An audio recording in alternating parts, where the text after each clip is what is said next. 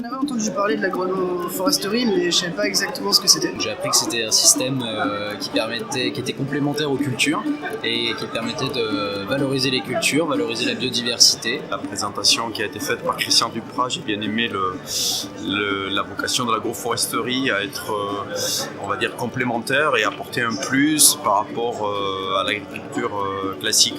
L'expérimentation de nouvelles espèces, ou qu'on n'est pas très sûr en ce point de la parcelle de l'espèce cible idéale, eh bien on peut en mettre donc 2 ou 3 d'espèces différentes qui poussent, on le suppose, à peu près au même rythme. La diversité des fonctions des arbres et des bois sur les exploitations et l'intérêt qu'il y a à mettre en œuvre des arbres au sein des parcelles agricoles, que ce soit vis-à-vis des auxiliaires, que ce soit vis-à-vis de la question de la séquestration du carbone, ou encore que ce soit vis-à-vis du bien-être animal.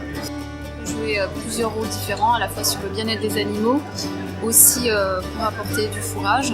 L'agroforesterie pour moi, donc, c'est aussi prendre en compte le bien-être animal. Parce que comme on a pu voir ce matin avec l'effet de l'ombre sur les pâtures et donc au niveau des vaches, ça améliore leur bien-être de pouvoir se reposer dans des ombres herbagées.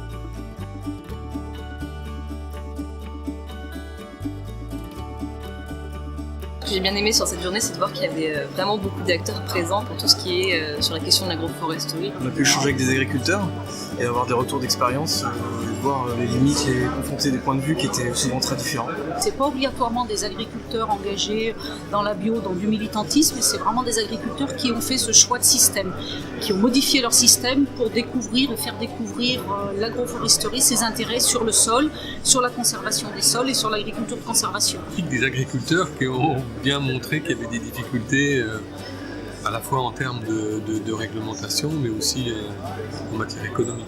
J'ai été extrêmement intéressé par les témoignages des agriculteurs que nous avons entendus ce matin, qui nous montrent qu'on ne doit pas raisonner l'agroforesterie uniquement pour une poignée de militants convaincus, mais pour tous les agriculteurs, y compris les gros céréaliers qui ont d'autres impératifs. Et je trouve qu'en faisant cette réflexion-là, on avance vraiment. L'agroforesterie, donc intraparcellaire et bocagère, convient à tous les types de modèles d'agriculture, aussi bien à l'échelle petite entreprise, moyenne, que ce soit conventionnelle ou grande culture. C'est un modèle qui peut s'adapter à tous les systèmes. C'est une volonté de l'agriculteur.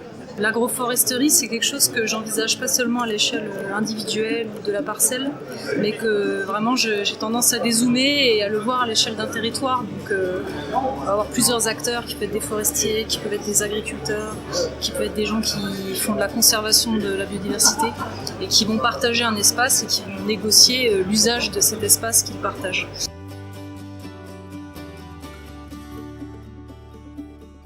J'ai trouvé cette journée étrange. Pourquoi ? Parce qu'on a plus d'affrontements entre deux blocs. Alors souvent, vous savez, en matière d'agriculture et en France en général, les gens s'opposent de façon irrévocable. Là non, pas du tout. Là, on a une vision partagée de l'agroforesterie. C'est à la fois la forêt, mais dans un contexte. C'est aussi les bancs enrabés, c'est aussi la couverture permanente du sol.